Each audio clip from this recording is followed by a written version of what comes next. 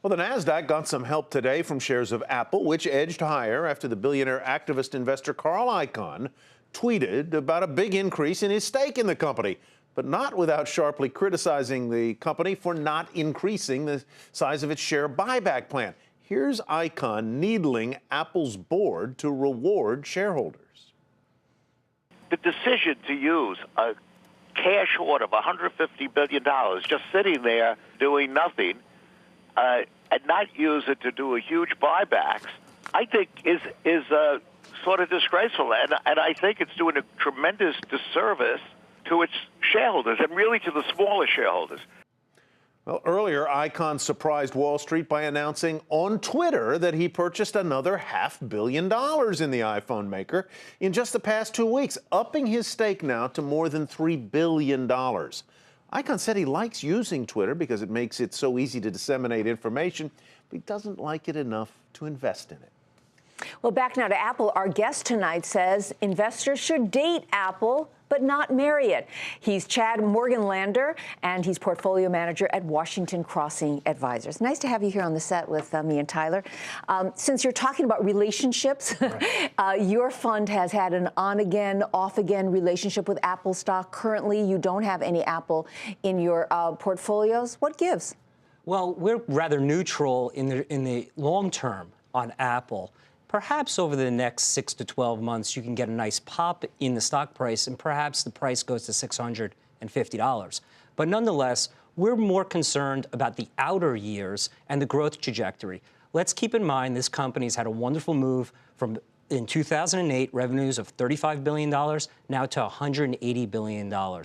But the obsolescence of technology and the competition should start to kick in the next 24 to 36 months. It sounds to me like you're hungry for a new product. You are worried that they are going to get surpassed, as some would argue they have been, by Samsung. Well, they've had the product, right? And they've enjoyed that over the last 3 to 5 years. But now you have the likes of Amazon with their Kindle, or Google with their platform. That's going to eat away at their operating margins and gross margins in the outer years. They're not the only show, and that's the issue at this inflection point. It is cheap, nonetheless. The valuation does make sense, and that's why I'm saying that the price target, you could go to $650, but nonetheless, you don't want to own this and think that you could own this for the next 5 to 10 years, like Procter & Gamble, or perhaps the McDonald's.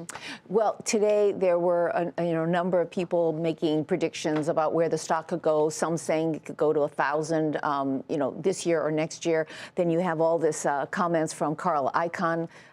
What do you make of all of that in terms of giving some momentum to the stock? And should investors pay attention to this? Well, they certainly could in the short run, in the coming months, and perhaps you can get that 15% run. But the problem is, in order to create real shareholder wealth, you're going to need innovation and revenues to accelerate again. Revenue growth has been decelerating into the mid-single digits and potentially low single digits in the coming years. You're going to need to see that get back into the teens as well. That would work with the buyback. But if you just have a buyback with no innovation and no robust revenue growth, then what do you get there? You really don't get a whole lot. So I gather this is not a holding of you or your company right now. You say you're neutral on it.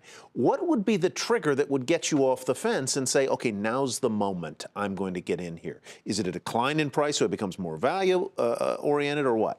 Well, we would look for another generation of instruments and cell phones or consumer products that will really start to gin up the revenue line. And we're not seeing that as of yet. Nonetheless, you do have clarity over the next 18 months. That's why the stock price target is $650 that I'm throwing out there. But to get this to a point where you get a $500 billion market cap, of which it is, to a $750 or $1 trillion market cap, you're really going to need that next great instrument. We're going to have to wrap up, but real quickly, earnings come out on Monday. That's always a big event for investors looking at Apple. What do you expect? I expect them to do terrific. They'll probably beat on the top line as well as on the bottom line, and the stock will probably have a nice move in the short run. But you're still going to be watching it. Okay, thank you so much, Chad. Real pleasure talking with you. Chad Morganlander, portfolio manager at Washington Crossing Advisors.